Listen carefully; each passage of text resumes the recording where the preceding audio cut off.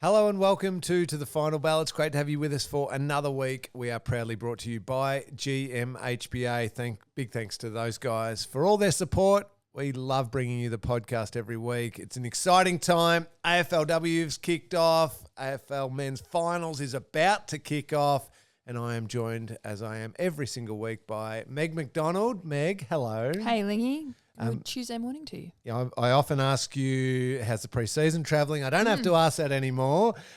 I'd love to be asking you about a wonderful win. Unfortunately, not to be the case. But first and foremost, that first proper game back, often you can pull up quite sore. Yeah. How did you pull up? No, I put up fine. I sort of didn't.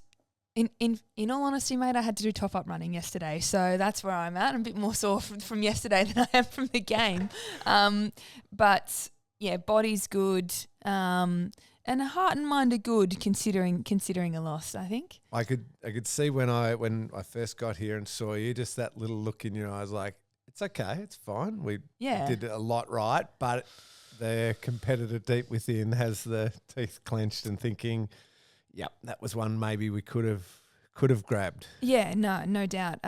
We knew going in, I think, that we'd had Melbourne have been a top team for a long period of time. We had, as I've spoken about many times, probably our best win of our time together as a footy club against them in the semi last year.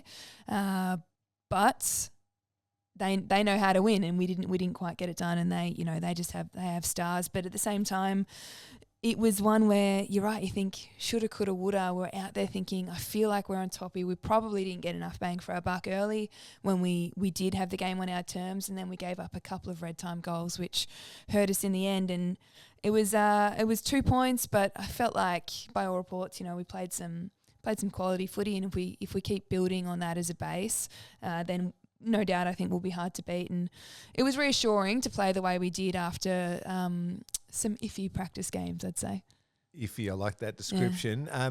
The conditions, was it particularly hard out there? I watched it on television. We were in Melbourne for the weekend as a family, popped it on the TV, and you could just tell by everything. The broadcast camera swaying in the wind. Yeah, that it was, and obviously given what Melbourne and Geelong and this whole region has faced over the past week, some pretty blustery conditions. Was it particularly hard out there? Yeah, I honestly couldn't believe it, because it was days out, like 5 to 7 days, looking at the forecast, and everyone's going, it's going to be windy. I'm thinking, windy at night time in a stadium, like, it's usually fine. I've never trained here and thought, gosh, it's really blustery tonight. But unprecedented weather events. It was, look, in all honesty, I don't think it was as bad as perhaps we feared, or what I feared in the warm-up. Warming up in that pocket under the scoreboard, I thought the ball ain't going to hit the foot when we drop it. I think if you get the ball low and flat, it was fine. If you sat it up a little bit, it probably hung in the air. But both teams play in the same conditions, and they managed to get it done. I didn't think it impacted the scoring one way or the other. And all things considered, it was a pretty quality game. It was a quality game of football. Unfortunately, didn't get the win. But again, it felt like it was led by in a first game when there's nerves out there, or a big game, as you said, against really quality opposition. You want some of your best players and leaders to stand up. Georgie led the way. I think Amy McDonald led the way. Nina again. Just that quality said, right, we're going to set the standard right from round one. Yeah, no, can't fault. I mean, the mids are absolute workhorses, and I thought Prezi was. I mean, I was just having a look. Possibly a little rough not to get a coach's vote, so I'll follow that up with Dan. But Amy brought her pressure right through to the from start to finish, which we love. I think helped us lock it in and get that. That goal that got us within a goal late. So, yeah, I think, I can't fault anyone's intent on the day. I thought Jackie Parry often had to compete 3v1 and was really strong. I think gave off 2 goals, kicked to herself.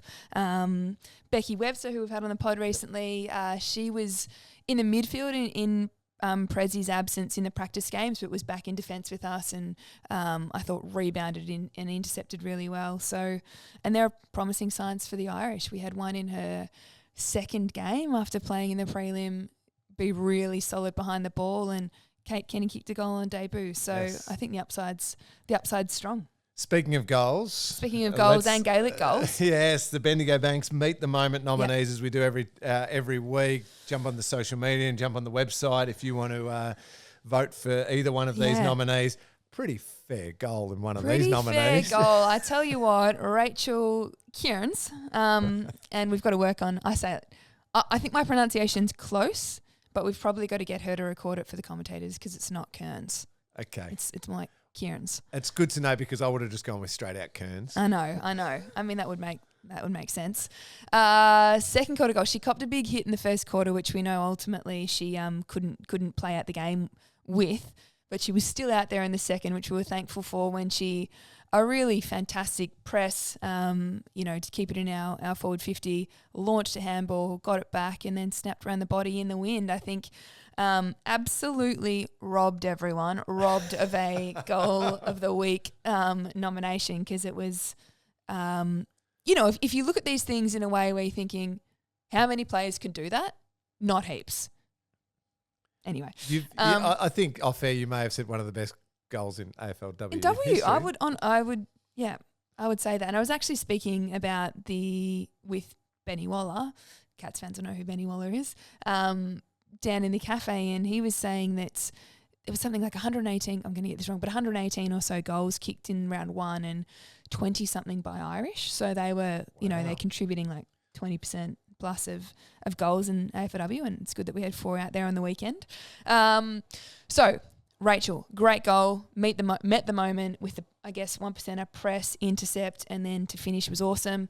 And we had a wing challenging forward and laying pressure for the second nominee, Julia Crockett-Grills, who I think had an awesome game. Her transition run was elite, and she pressed all the way into the goal square, laid a tackle that was deemed holding the ball, but advantage was paid, and Kate Kenny kicked her first goal. So really good bits of play, indicative of how we'd like to play with pressing and locking in the front half. Good way for Kate to kick that first goal and have that special easy, moment. A little gimme. Get rid of all those nerves. After both, I think I was running to the bench or on the bench, so I was like, I don't have it in me to get around you girls, but I was pumped. You're pumped for them. I've in the subsequent days, I've done my bit and told the world. Don't be led too much by Meg saying that the goal by. Now I'm going to keep saying Kearns because you can say it. It's all right. Thank you. We'll see if she listens to the pod. Yes, Unsure, housemate. I'm sorry. Be supportive.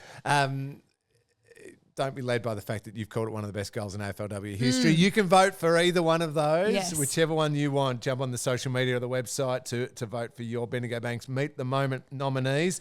Next game.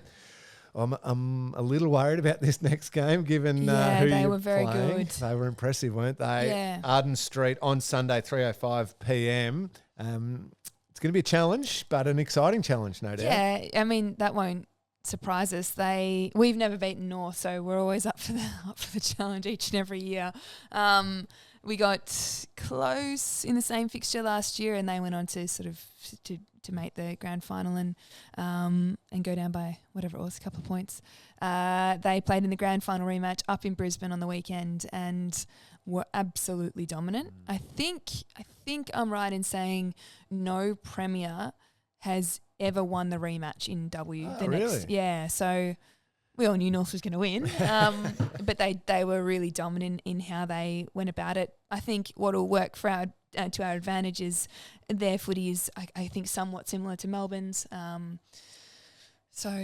best prepped, and we look at the first 2 rounds and think, well, we'll get a good idea of where we're at relative to the best in the comp. So big opportunity on Sunday. Yeah, 2 high-quality challenges to open the season, and I know that you'll continue to lead the team. Good luck for Sunday.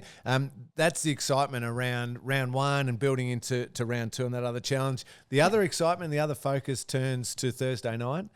Cats taking on Port Adelaide at the Adelaide Oval in the qualifying final. We're going to have a little break soon, but just before we do take the break, I did note as we head into this game, Chris Scott, the coach, talking about Tom Hawkins and Cam Guthrie and their recovery and how they're travelling and the possibility or likelihood of both of those players needing to, and the best course for them is coming back through the VFL. You'd be pretty stiff if you're a VFL defender and you walk out there and you're just standing next to the greatest key forward in the Cats' history, Tom Hawkins, lining up next to you.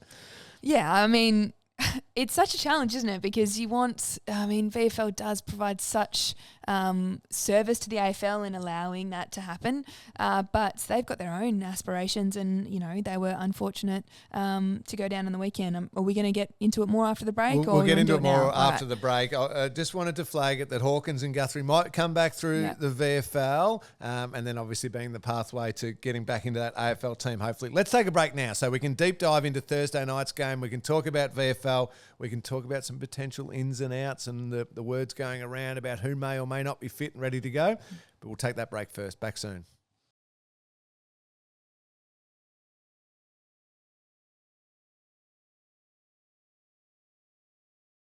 Welcome back to the final bell. Does that always give you a fright when I welcome back? Start off Can you sense me go? Oh, okay. Yep. We're back on. We are brought to you by GMHBA, and our eyes are firmly fixed on Thursday night at the Adelaide Oval. The Cats taking on Port Adelaide in the qualifying final, a huge game. I think very, very limited tickets available. Mm-hmm. There's busloads going over. I know. I've been asked a few times, you going over, fly in, fly out. I was like, on what planet? Mid-season, would I fly in, fly out for a game? But are you working?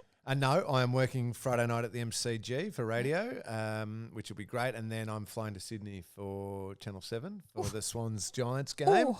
So 2 beauties I get to work at. And then I get to sit on the couch and just I won't be sitting. I'll be pacing the living room. My kids may or may not learn a few new words. Yeah, what's your go-to? Is it pacing? I, at times, will have to leave the room. Yeah. I just kind of will pace the passage outside the living room and hear the commentary a little bit. Okay. And then I'll come back in, watch for a couple of minutes, and then leave again. And I know I'm into it when I'm no longer sitting on the couch, but I'm sitting up on the back of the couch. I'm sure it's going to be one of those. Whatever works, we've just got to do it, don't we? It'll be a brilliant game of footy, second versus third.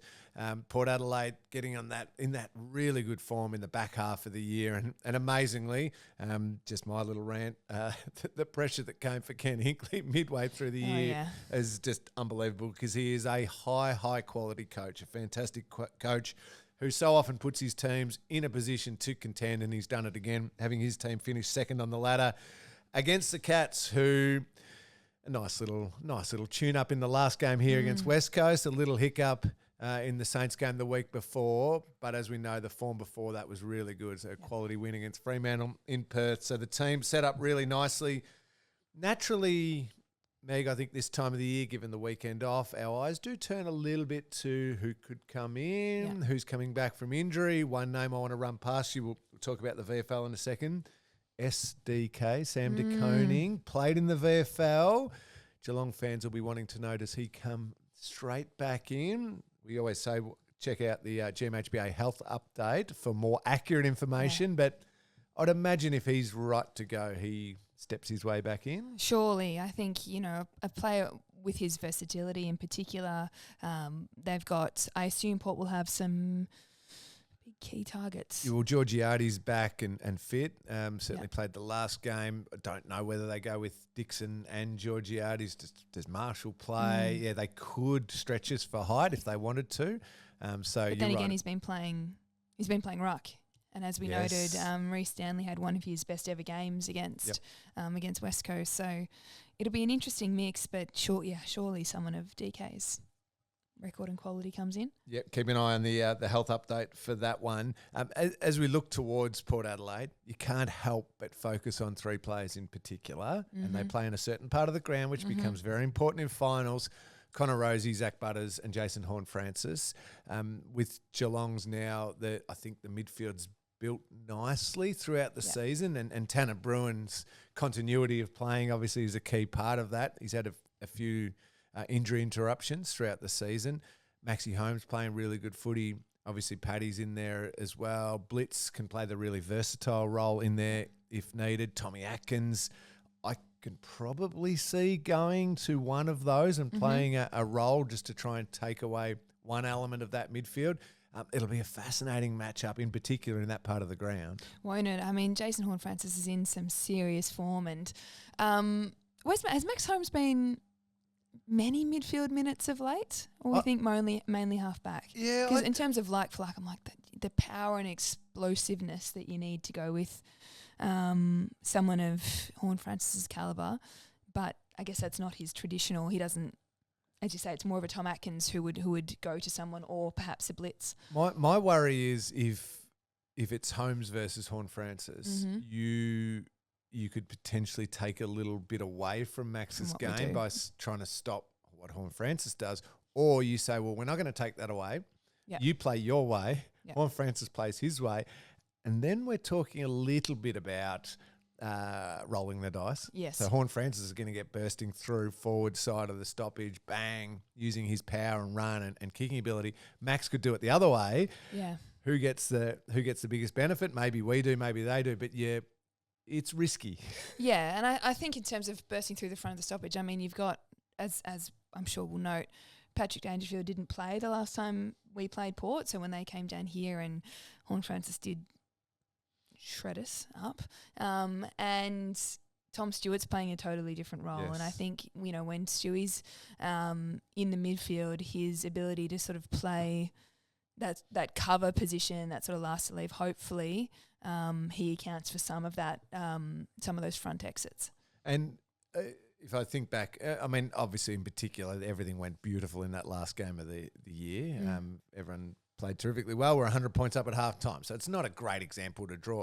But when the form of Jack Henry was so good in that game, and Zach Guthrie's had a terrific season all year, and potentially Sam de Koning comes back in, that backline looks really sound and really solid, and the flexibility of, okay, Stewie could play his traditional role, that he 5-time All-Australian, whatever he is in that role, and do it effectively, or he could continue to play like he's played this year, midfield. There's not the panic of, oh, hang on, our backline's struggling, therefore we got to play Stewart back. So it's kind of nice to have somebody of the calibre of Tom Stewart. Yeah. Where do we need him? Where can we impact the most? Where are maybe Port Adelaide going to get us a little bit and we can flip it back the other way? Yeah, no, hopefully he's all good to go. We've said the health update's out today, but they've said the signs are positive for Stewie, so get him in there. Get him in there. Get him in the middle of the ground. A couple other players continue to put their hand up in the VFL, which, as we've said, is very, very healthy. Unfortunately, the Cats went down in the qualifying final against Werribee by 21 points. Mitch Hardy, again, finding plenty of the footy. He's done that all year. He's constantly just said, I'm ready if you need me. Ted Closey found a fair bit of the footy. Mark O'Connor, Brandon Parfitt. Those players who are sitting in, I don't know, call it positions 23 to 27 right now. Should something go wrong or should form shift a little bit, they are very much there and ready to go. They take on the Southport Sharks on Saturday at 11:30 here at GMHBA, a home final. Yeah. Obviously now a cutthroat elimination semi-final that they'll be playing. Wiley Buzzer will be back to the Cattery. Yeah, classic. Playing for Southport. Love a curl. So if you want to watch that one, obviously you'll have Thursday night footy to watch, a little bit of late morning Saturday, and then the AFLW on Sunday. That's a good weekend of footy as long as all three Cats teams win. Yeah, well, let's do it. I was noting before the break about, the challenge of VFL, and you've they've had such a impressive, solid season, and yet at the same time they're functioning as that place where AFL listed players there are those that have been in there and are very much part of the side and are contributing week in, week out. And then you've got the others who are, like DK, like hopefully Hawke and Guthrie this week that are popping in, hopefully temporarily for the AFL team's sake, but that can be hard to navigate. And I think by some reports that I've heard in the corridors, that's where Werribee might, you're playing these standalone clubs that have that continuity week in, week out, that probably cost us on the weekend. They were absolutely ready to go. But as you say, if you do bring in a Guthrie and a Hawkins, and there's lining up against Hawkins and then there's lining up against Hawkins at GMHBA, I think that'd be a bit intimidating. So hopefully he kicks 5 in the first half and then we just put him on ice. That sounds very good to me. The other name I forgot to mention too, of course, Jai Clark continuing to put he kicked a couple. Yeah, put his hand up and obviously got a big taste of senior footy this year. Just finds himself out of the team, hopefully only briefly, ready to go if needed. So obviously that'll be important. We said it before, GMHBA health update, much more accurate, but I think all reports from that last game against West Coast, obviously Tommy Stewart's okay, but Lawson Humphreys as well was the other little concern. Seems fine. And I think he's the type of player, even though it'll be his first final he's ever played in at AFL level. Worries. He'd be pretty comfortable just to get in there. Just come off my, one of my best games ever, so all good. Yeah, it'll be terrific. Another one, had he debuted when we played Port last time? I don't think he would have. Yeah. Yeah, I don't think we played. Thank you, Jakey, against Essendon. And Essendon was when we turned it around, so he had not. There we Call go. him the difference. Sounds good. Obviously, it'll be a huge game. Thursday night at the Adelaide Oval. The intensity will be high. That place will be pumping. It can pump at the best of times. Yeah, it'll be up and about, won't it? In a big final. Funnily, Meg, we've got a pretty good record at the Adelaide Oval and against Port Adelaide at times, but not so much when it's been there for finals of recent times. So obviously it will have that cauldron type feel about it. There'll be enough Geelong fans in the crowd to make a bit of noise, but I think we will be outnumbered, it's fair to say. We'll be better silence them early. The only thing that we haven't touched on with, that we've looked at our health update, but Port are missing a couple of key halfbacks who have been incredibly damaging. One was an All-Australian, just announced. We had a couple of our one of our own. Yes, actually. Hang on a second. Whoa. You're right. So Dan Houston is out. Kane Farrell's in doubt. Alear as well. Is Alear sore? Oh, I saw he was sore from the last game of the year. Oh, yes, sorry. Yes. Why on earth? It's funny. Why do we lead from the top? Bye week. I know. Does. Ollie, we are very, very sorry we did not lead with this. Rising Star. What wonderful news. Brilliant news. Well deserved. Ollie Dempsey as the second Cats Rising Star. Joel Selwood in 2007. He is a favourite of ours. He's a favourite of my family. Joel Selwood in 2007. Can't wait for you to be a 4-time premiership player.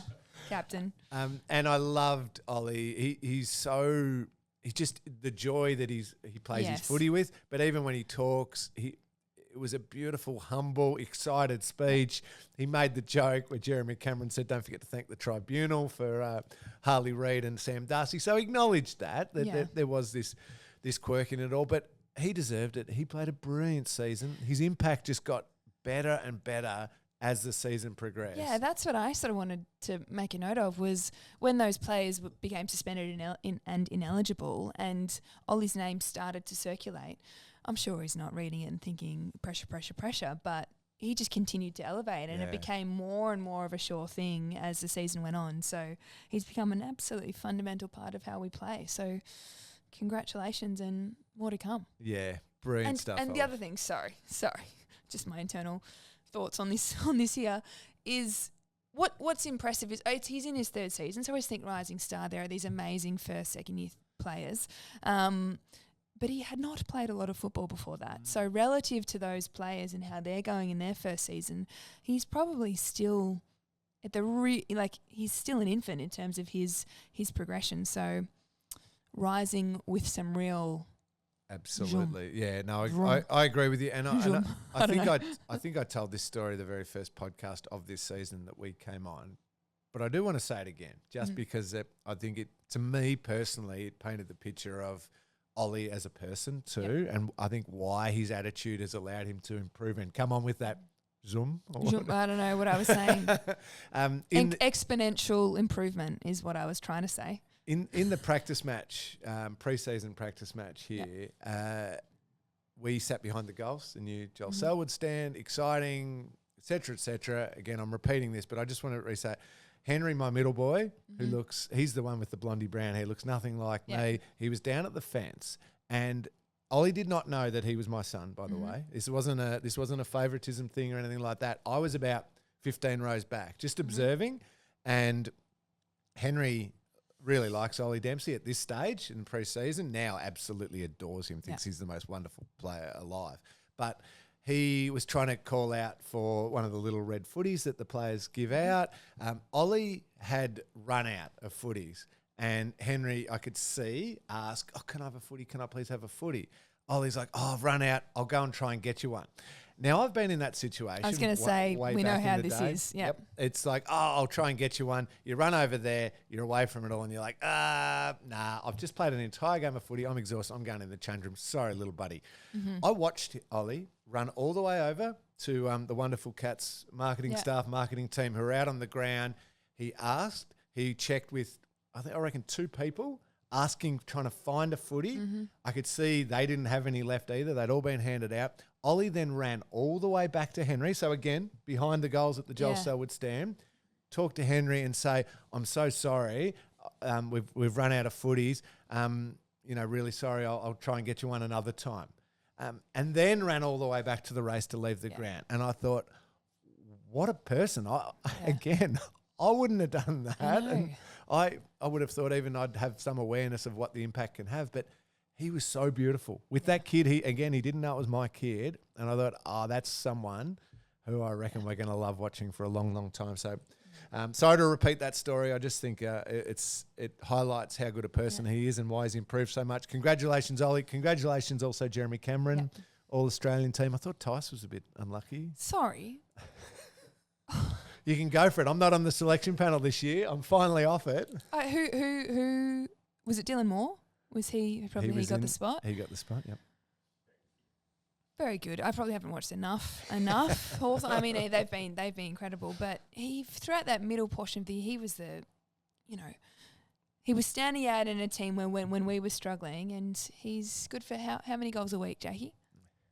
2? Couple of goals, multiple goal assists a week, creating so much. A genuine sort of forward pocket, I guess. Yeah. I thought he was unlucky as well. Jez gets the nod. Congratulations to him. I'm happy for you to go to town on the All-Australian team now because I'm no longer a selector. Oh, good. How did you do your own?